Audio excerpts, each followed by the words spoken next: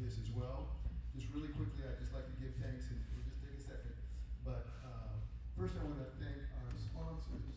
You guys are all going to get, all the first place winners are going to get GoPros. GoPro is a really great sponsor. They've been really wonderful helping with us. Everyone else is going to get some things as well. But we also want to thank the Kiwanis Club who helped us get these really nice trophies for you. So let's give a hand to all of them.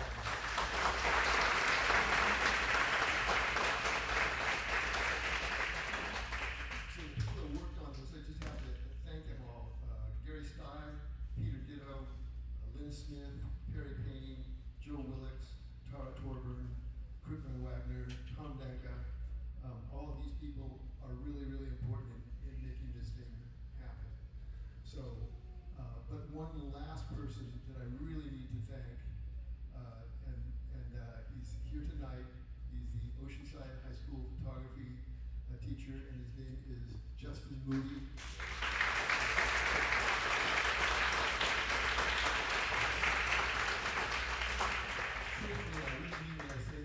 Justin is here from the very beginning. He was one of the people who really got this off the ground, and he's been a mainstay in helping in so many ways. And just really appreciate that he's here, and that all of you from Oceanside are here too. So,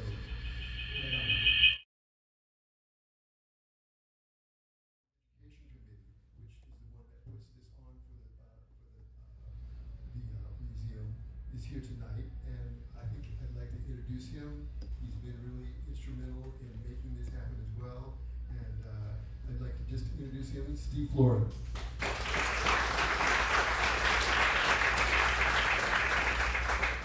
Thank you. I won't take up much of your time either, but I just wanted to say thanks to everybody that helped put this together. Everybody's done a wonderful job.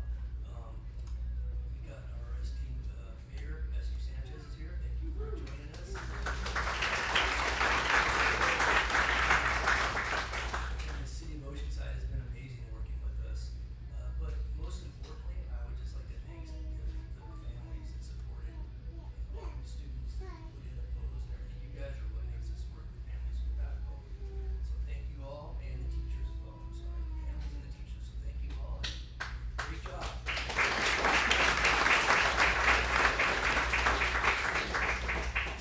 So I know that many of you have not submitted before, so just for a explanation, the reason this is called the A.R. Gurrey photo contest is because A.R. Gurrey was the first person in the entire world to actually photograph surfing.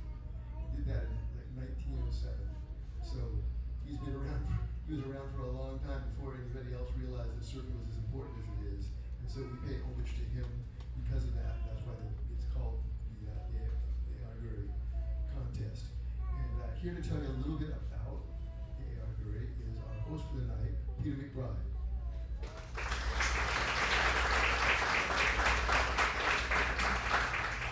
Applause, and I haven't even done anything. Hello. Okay.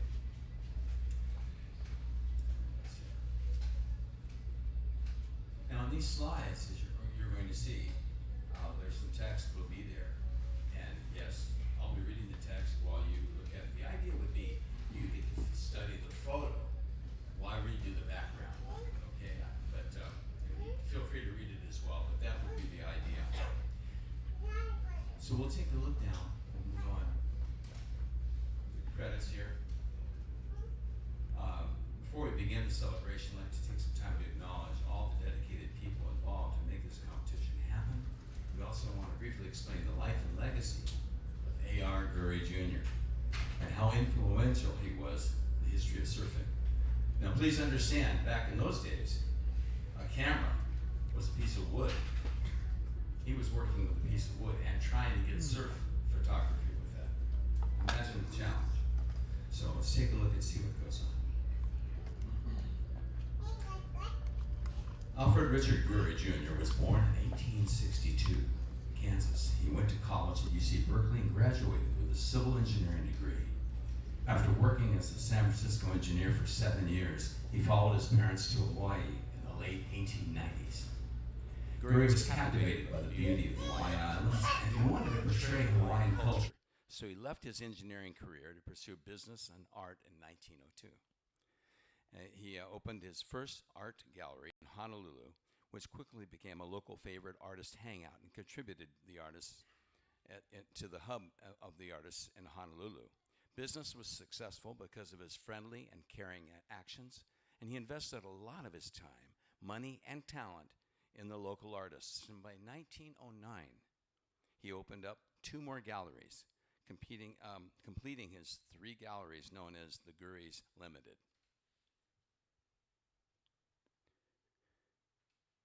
A.R. Gurrey Jr. was surrounded by art and photography in his personal life, and his father, Alfred Richards Sr., was a celebrated and accomplished seascapes oil painter. His wife, Carolyn Haskins Gurrey, a Hawaiian photographer, is nationally known for her photographic series on mixed-race Hawaiian children. Notably, this photograph of a Japanese Hawaiian and Portuguese Hawaiian boy entitled The Boy and the Lobster.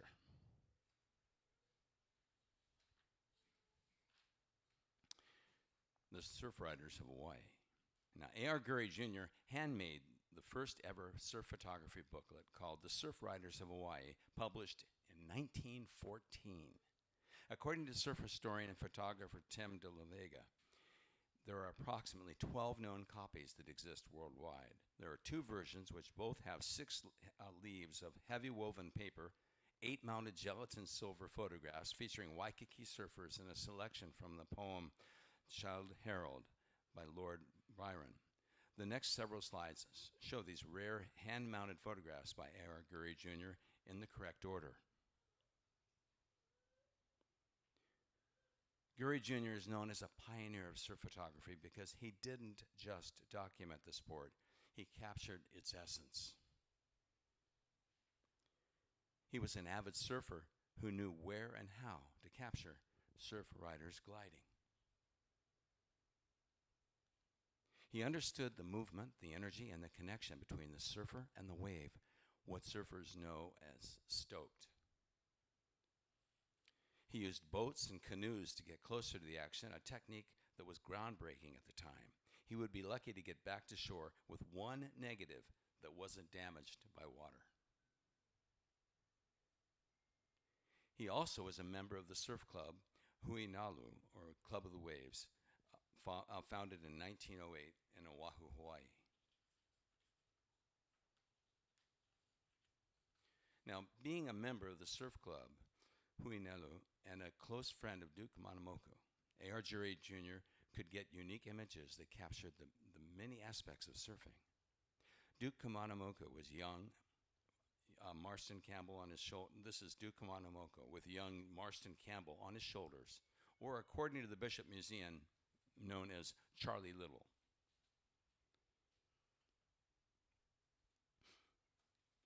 Gurrey's photos of Duke Manamoku and also George Freeth were influential in promoting the sport of surfing to mainstream America. He helped keep surfing alive through his photography of the sport of kings during a time when the sport of surfing was declining. And at that time, you had very zealous folks coming in from America telling them that they were doing it all wrong. They weren't wearing all their clothes when they were surfing. And at that time, if you went to the beaches in the United States, you'd see people wearing all these clothes as they went in the water. And when people from the U.S. came over, they were saying, "Oh, this is not right. They're naked." Well, they weren't probably naked. They probably were just wearing little trunks on and stuff like that. But they said, "This is all wrong. You shouldn't be doing this." And so they were outlawing surfing. It was very interesting how that happened. So they overcame this, thankfully. This is the spirit of A.R. Gurrey Jr., legacy. Okay. What adds to the significance of the life story of A.R. Gurrey Jr. is that for over 100 years, his photos were rarely seen. Only in 2005, when a Surfer's Journal article was published titled The Genesis of Surf Photography, written by Joel T. Smith and Sandra K. Hall, A.R. Gurrey Jr.'s legacy was resurfaced and came to worldwide attention.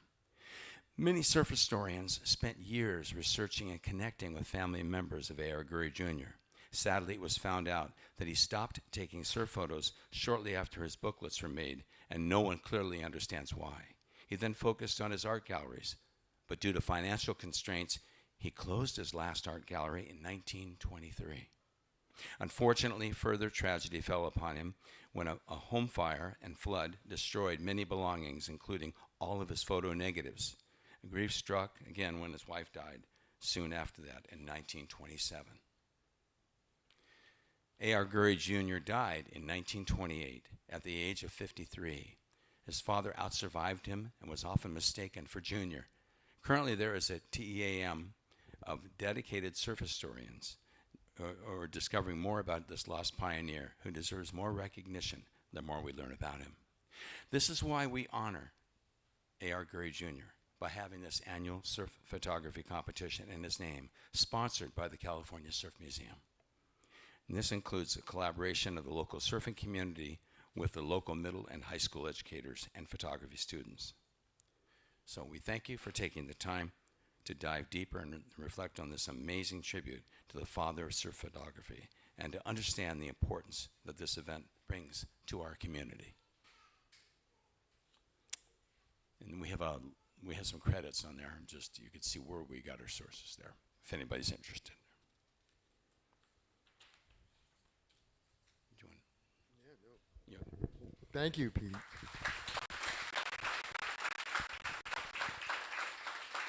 One thing that Peter mentioned, but I don't know if it struck you at all, but in those days, all the way up into the 1920s and 30s, cameras only took one piece of film. They're about as big as a cassette, actually about twice the size of a cassette, and they fit into the camera in one, and then they worked the aperture, and then they took the picture. They had no real, when they were taking pictures in the water and out on a canoe like he did, they had no idea whether they were actually good or not. Then they would have to come back, take that one out, load another one, paddle back out to where they were, and take a second photo. And many of these guys, including Gary, had hundreds of photos. So you can imagine the amount of work it took to get the photos that now we just sit with a camera and just hold the button down, you know, and take 300 of them. But to do that back in those days was a feat. So that gives you some idea of why this guy is important to the world of photography and the world of surfing. So I'm going to just turn this back over to Peter, and we're going to start the award ceremony now. And if you are called up, just come up and meet me right here. I'll give you your trophy. Take a picture from the gentleman sitting right back there, Gary, and then you can pick up your goodie bag, which has a lot of great stuff in it when we're finished. So here we go. And before we actually get going, Gary, if you'd come up and describe what these folks have a chance to win. Here we go. Absolutely.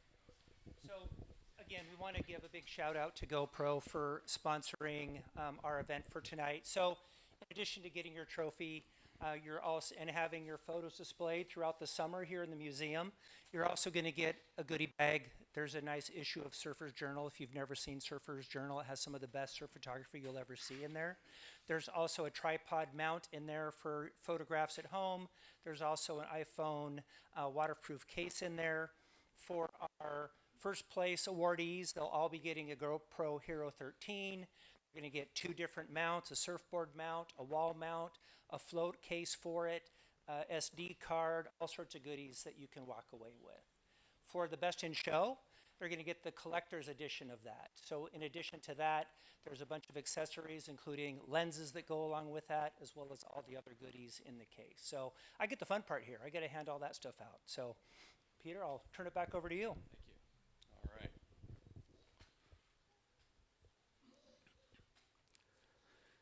Now, I'm a surfer. I've been a surfer for almost 65, right around.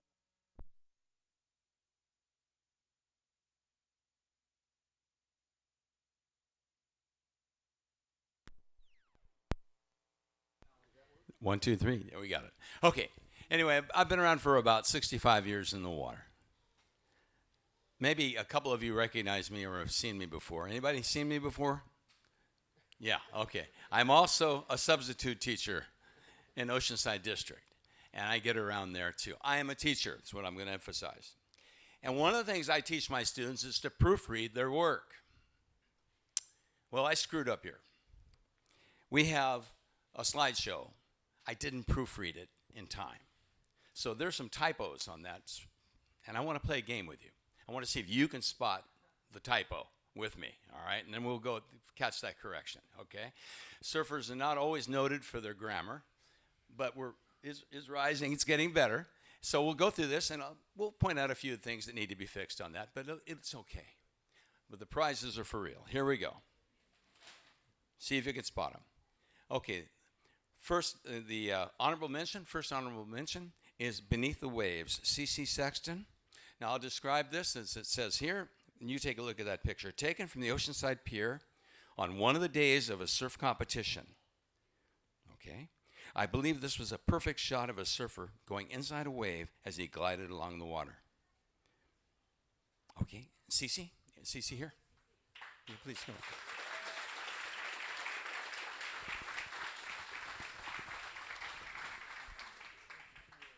Great.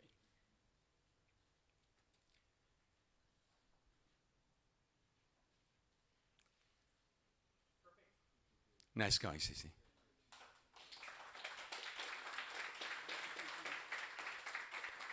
The next honorable mention. Now, I grew up back east until I was 9. And the East Coast, in those days, you didn't have anything like this on the beach. What you had was a rowboat. It was lifted up on ropes and it was sat there. And if a lifeguard, they had their floater, the float, but if they couldn't do that, they'd go after you with a rowboat out through the surf. Of course, the waves back in the East Coast are a little gentler than here oftentimes. But also in Australia, they had the same. So they had the rowboats. But here, we catch a rescue board here. And this photo shows a lifeguard surfboard on Ocean Beach for the occasional need to rescue a swimmer. It's symbolic of a lifeguard's, right? Apostrophe S? Job to protect the beach and the fact that nobody is in the water, and emphasizes why it is on land. Okay. Jack Sr. Congratulations. You see here? Jack Sr. Okay. We're applauding. Jack, I hope you can hear us. Okay. Next up. This is untitled. All right. And this is Justin Trin. He says, I found the surfer with the most swag and made sure he caught a good wave. Okay. Nice. Okay. Justin, yes. Come on up.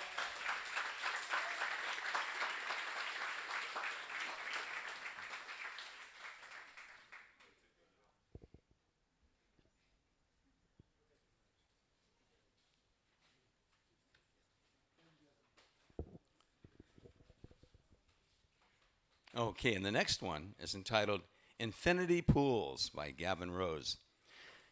This image captures a radiant sunset melting into the horizon where glowing tidal pools mirror the fiery sky and create the illusion of endless reflections stretching across the beach. Could have an English major here. The rich golds, oranges, and deep blues blend together to evoke both tranquility and endless beauty. Great description. Okay, and that's Gavin Rose, and I see, yes, Gavin.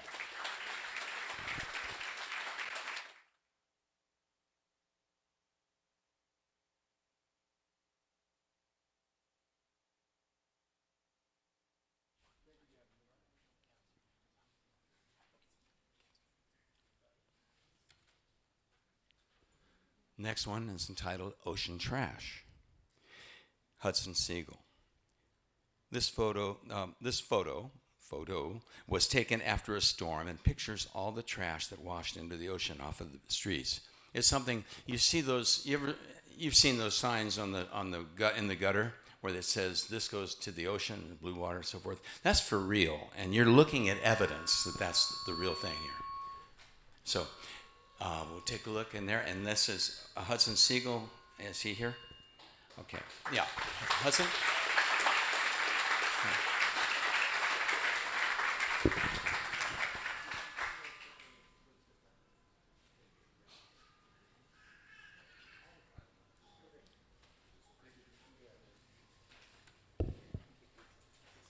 Another honorable mention is Ian Cobian. He says, Ian says, I waited all day for a picture like this under the pier with my girlfriend. Now let's think about that for a minute.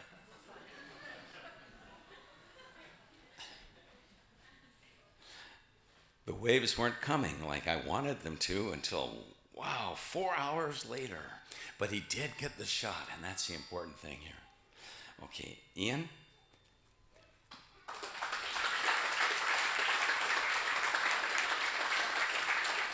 Okay, all right.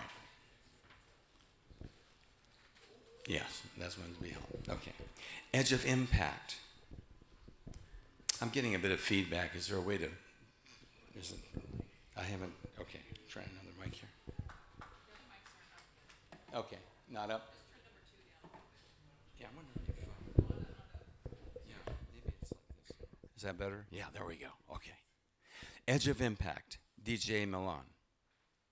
A frequent surfer slices through a collapsing wave that shows a big spray of water. The color highlighting him shows the contrast between the water, spray, and the surfer. DJ Milan.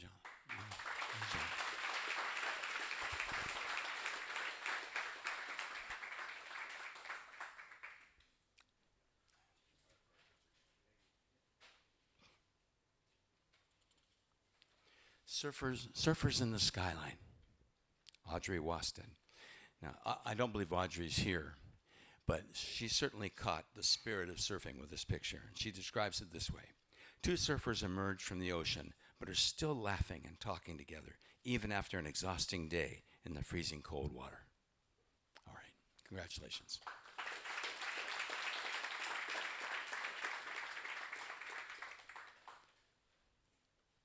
Okay, and Ruby Gomez.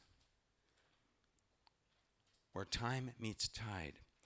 In the photograph, there's an elderly man painting the ocean. He had a poster saying he doesn't speak English. And we know English should be English. The word English should be capitalized, right? I'm in the classroom right now. I'm trying. Okay. Oh, okay, great. I read through the... Okay, beautiful. It is there. Thank you. That shows me. Okay, he doesn't speak English very well, but he was showing his love for the ocean in his own way, which everyone can understand. Okay. So that's Ruby Gomez.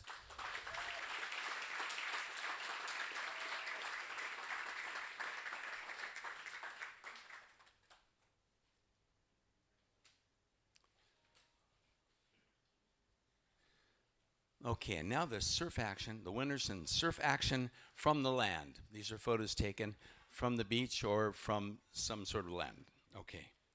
Okay, this first one, maybe it should be entitled Focused, but ED, but let's take a look.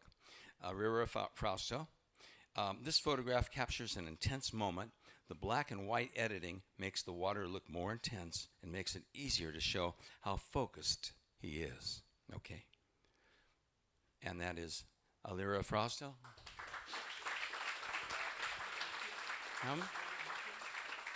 No, second place. Second place. Excuse me for not announcing that. In second place.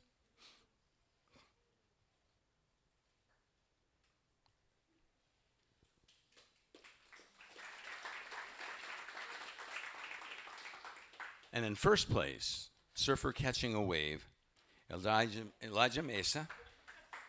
Supergirl Pro Competition in Oceanside. Boy, that poor wave really got shredded, didn't it? What a photo. Okay. Elijah?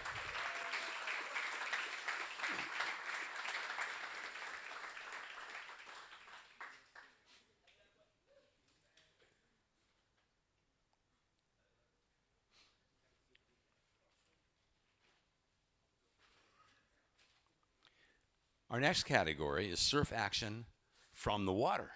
All right, so these are water shots. A.R. Gurrey style. Here we go. And there was one that we had that worked, and it got first place. Cruz Azul. The image depicts two surfers, one of which is skillfully traversing the face of the wave, while the second surfer looks at the camera. The wave is crashing behind them both. Okay, and that would be Cruz Azul. Not here. Cruz isn't here, but hopefully can hear the applause. The next category is environmental awareness and ocean activism. Now, it's entitled The Oyster. Well, we'll think about this for a minute. They could be also called oyster and mussels, right? Okay, so we've got those up there. Allie Green took the photo. It's, my photo is a picture of oysters and mussels that grew on fishing line that got wrapped around the pole of the pier. This photo was taken during a king tide. Now, king tide are these extreme tides that we get where they're super high and then super low. You see stuff you rarely see during the year when it gets to be low tide. During a king tide, so normally you wouldn't see this because it would be underwater. This photo was also taken from an eye view of a human going directly onto the pole. Okay, there you go.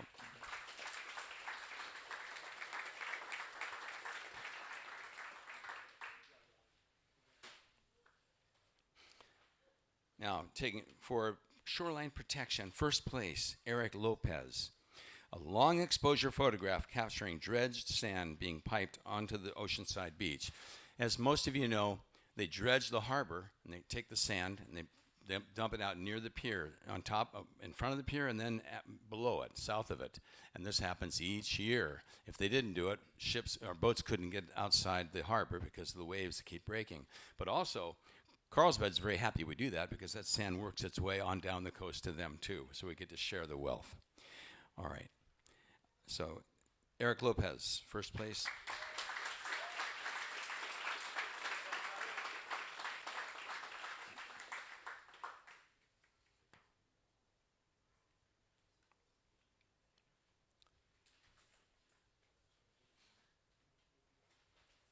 The next category is boards, equipment, and surf cars. And taking second place, the new and classic Diana Davis. A classic Woody surf car is parked out in front of Oceanside's Surf Museum. And she did something with it, didn't she? Put some real emphasis on it. We really see that color. Nice going, Diana. Second place.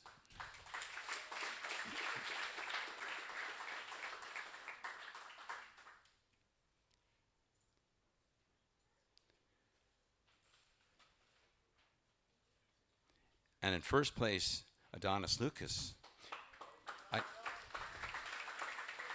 I took this picture in the California Surf Museum of Oceanside because the boards with unique writing and designs caught my eye. Okay, and that's Adonis.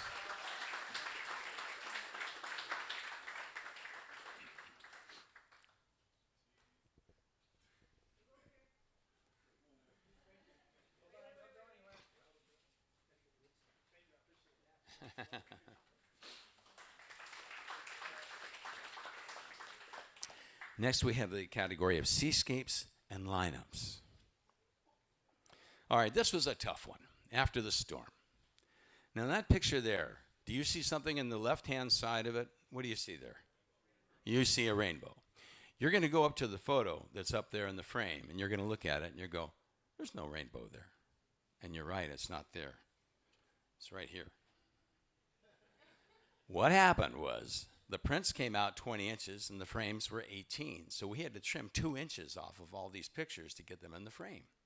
Where do you trim this? Well, if we cut 2 inches off the other side, then all of a sudden you got part of a lifeguard's tower showing and be looking kind of strange. So what we decided to do is we're going to reprint that photo. So it will be, and we'll make a new one and put that in the frame so you will see the rainbow. It will happen, I promise. But for right now, I've got the end of the rainbow right here. Okay, in second place, Kylie Liu.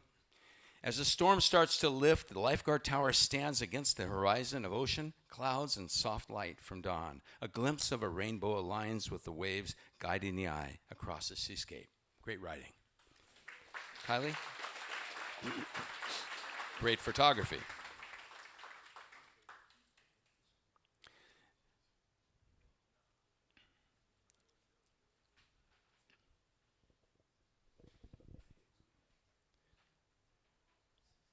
And in first place, Sweeping Sands, Daniel Carey. Now, this photo consists of a long exposure of the waves near the Oceanside Pier at dusk.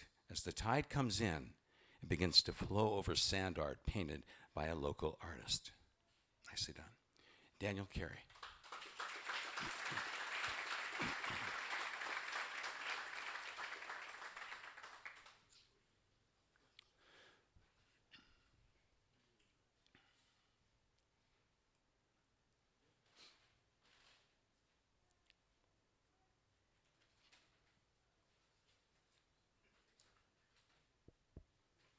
Our next category is Portraits of Surfers. And in second place, Synergy by Eva Hanna. I used complementary colors, especially orange and blue, to reflect the balance of energy and calmness found in San Diego's surf culture. The layered composition and textures evoke both the emotion and stillness a surfer feels in the ocean. Eva Hanna. Hanna.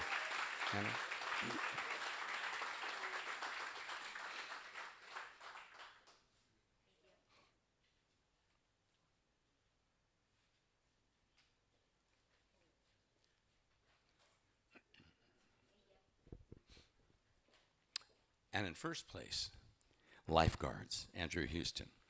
This photo is about lifeguards on 4th of July jumping off the pier. This image shows them practicing a safety message they sometimes have to do. Now, and we as surfers are not allowed to do. We never get to do this, and we'd love to do that.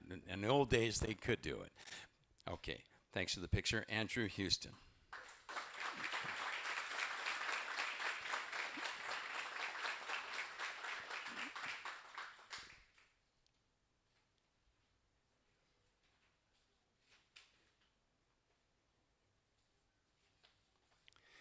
And lastly, Best in Show 2026. This one is called Surfboard Artist by Ethan Thorenson. During a beautiful sunset, I captured a man rinsing off after an evening surf session at the south side of the pier. After I took the photo, I noticed he had a prosthetic leg with an American flag on it, but it was too late to go up to him. I believe he may be a veteran and I'd like to thank him for his service and the sacrifices he has made for this country. Congratulations, Ethan.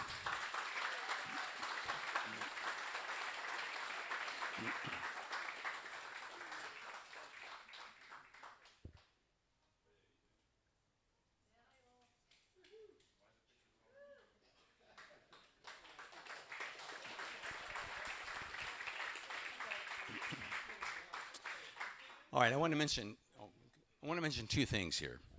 First of all, I want to do a plug. There's a book that's in your school library, the Oceanside Library, Carlsbad, San Diego, the libraries, public libraries of Oceanside, Carlsbad, and San Diego County. It's called Dropping In the Ways of Life.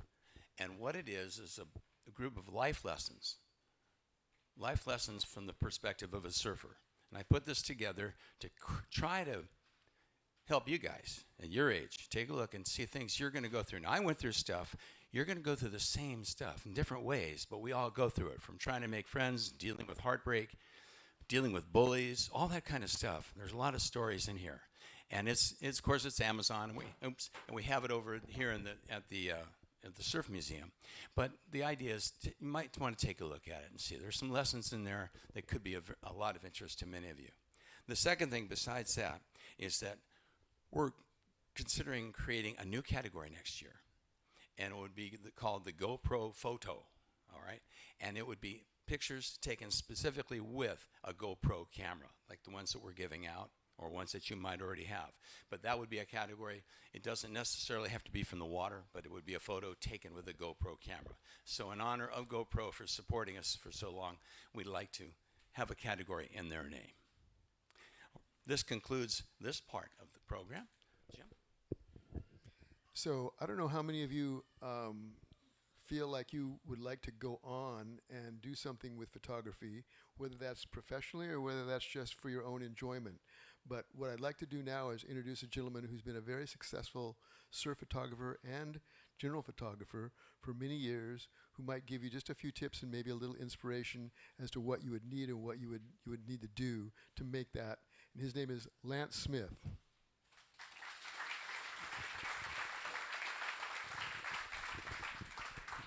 Thanks, Jim. I appreciate that. Welcome, everybody. Congratulations to all your winners. Good job. I just wanted to give you a few tips and some suggestions. Some of this stuff is pretty obvious, but I think you know that photography and equipment and lenses and camera bodies are pretty expensive. So don't buy new. Get it used.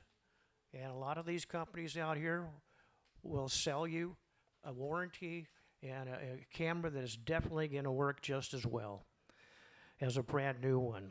And also with the advent of mirrorless cameras now, there's a lot of really good DSLRs, digital single lens reflex cameras out there, camera bodies for a really, really good price. So keep that in mind. And you can get these things, these deals at a company like B&H Photo Video, Adorama, KEH, MPB. You can look it all up and you can get some good deals there. I'd also like to suggest for some of you land shooters, you're going to need something that's got a little reach as you're finding out. Something in a telephoto lens, which is pretty expensive. So, a company named Tamron and Sigma both make a 150 to 600 variable zoom telephoto lens for fairly good price. I mean, you know, $500. I know that sounds like a lot, but the Nikon 800 costs $16,000. So keep that in mind. And I just looked at eBay, and there's a bunch of them on there. Tamron and Sigma, and they're both really good ones. I'd also like you to start thinking about editing your own pictures, too. I rarely don't do anything to the picture straight out of the camera. I'll put it in Photoshop or Lightroom and edit it. Make it better. You'll be amazed at what you can do. The big guns are Adobe Photoshop and Lightroom, and they're offered by Adobe Creative Cloud for $14.99 a month, a subscription, and it's pretty good. You get the new Photoshop AI too, which has got all kinds of toys. You also have free software you can get, software called GIMP and one called Faststone. And you can also download free trials of Photoshop and Lightroom as well and try out all these other softwares. As far as which direction you guys want to go, well, after you get out of high school, I would suggest considering continuing your education. Palomar College and Miracosta both have great photo programs. I got an AA degree out of Palomar College. I took every class that they had, and it's really good. So keep up the work there. As far as where you guys want to take pictures of, while you're in high school, why don't you show some of the stuff for your school newspaper? You got football, you got baseball, you got track and field, water polo, all kinds of stuff there. And editors always need good stuff from you guys. So I also would like to suggest thinking about getting into portrait photography, and a suggestion for next year, we could use more portrait submissions, okay? You can be a lifestyle photographer. You can shoot skateboarding like I do. I was a surf photographer before I was a skateboard photographer, but it's pretty fun and something to do. You can also get into shooting some real estate pictures, learn how to shoot interiors using a technique called HDR and flambient. HDR stands for high dynamic range, help you balance the light for interior shots. You can become a product photographer. Everybody has a product they want pictures of, so you could dabble in that. And you could become a bird photographer. And every time I'm down at the beach shooting pictures with my telephoto lens, waiting for a set to come in, I'm taking pictures of seagulls. So it's just something fun. And bird photography is really, really quite popular. So I hope that helps. I hope it gives you guys some idea which direction to go. But the main thing is just practice makes perfect. Keep on shooting and think outside the box as well. Thanks a lot for your time. All right. Have a good one, guys. Thank you, Lance. Well, I hope that all of you will come back and look at these photos of your fellow photographers and also take a look at the other exhibits that we have here. Every year or so, we have a brand new couple of exhibits. Sometimes every 6 months we'll have something. We'll have something in the next 6 to 8 months coming up about the surf industry and all of the people who are involved in it. And then something about the Olympics that I know you'll be interested in. So please come back and visit it with that. The exhibit we have right now is a really spectacular one. Those boards that you see there are from the 17 and 1800s. So they're worth a look. They weigh about 250 pounds. They're 17 feet long, some of them, so they're worth a look. And then lastly, we have donuts for all of you. Cupcakes, sorry. And we really hope you enjoyed this. Thank you very much for coming. And please enjoy the refreshments here. And we'll see you next year. Thank you so much.